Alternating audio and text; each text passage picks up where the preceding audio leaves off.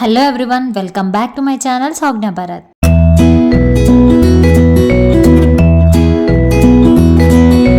ఈ రోజు వీడియో ఏంటంటే మనం ఏవైనా స్టిచ్ చేసిన తర్వాత కొన్ని క్లాత్స్కి ఎడ్జెస్లో పీసెస్ అనేటివి ఊడిపోతూ ఉంటాయి. దానివల్ల కుట్లు కూడా ఊడిపోయే ఛాన్సెస్ ఎక్కువగా ఉంటాయి అన్నమాట. బయట డబ్బులు ఇచ్చి స్టిచ్ చేసిన వాళ్ళైతే ఓవర్లాక్ చేసి ఇచ్చేస్తారు. బట్ ఇంట్లో మనం స్టిచ్ చేసుకొని ఇలాంటి షూయింగ్ మిషన్స్ కన్నా ఉన్నట్లయితే ఇందులో కూడా మనం ఓవర్లాక్ అనేది చేసుకోవచ్చు. నార్మల్ పాదంతోనే మనం ఓవర్లాక్ అనేది చేసుకోవచ్చు. అది ఎలా ఏంటి అనేది ఈ వీడియో లాస్ట్ వరకు చూడండి, మీకు బాగా అర్థమవుతుంది. సో ఇప్పుడు మిషన్ కి నార్మల్ పాదం అయితే సెట్ చేస్తున్నాను. నెక్స్ట్ ఇక్కడ ఈ వీల్లో వచ్చి జిగ్జాగ్ స్టిచ్చెస్ అయితే 3 టైప్స్ ఉంటాయి అన్నమాట.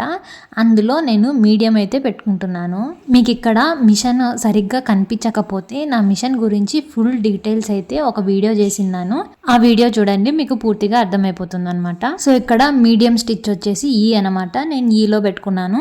ఇక్కడ మనము చివర్లు ఓవర్లాక్ చేస్తున్నాం కాబట్టి ఆ చివర్లు అనేటివి పాదం మధ్యలో వచ్చేలా పెట్టుకొని ఈ విధంగా వీడియోలో ఏ విధంగా అయితే చూపిస్తున్నానో ఆ విధంగా మనం స్టిచ్ చేసుకుంటూ రావాలి. ఈ స్టిచ్ అయితే జిగ్జాగ్ స్టిచ్ అండి, ఓవర్లాక్ స్టిచ్ అయితే కాదు. ఇంట్లో నాలా ఎవరైతే సెల్ఫ్ స్టిచ్చింగ్ చేసుకుంటూ ఉంటారో వాళ్ళకి ఈ ఐడియా చాలా బాగా వర్కౌట్ అవుతుంది. మీకు నేను స్టిచ్ చేసిన తర్వాత చూపిస్తున్నా చూడండి.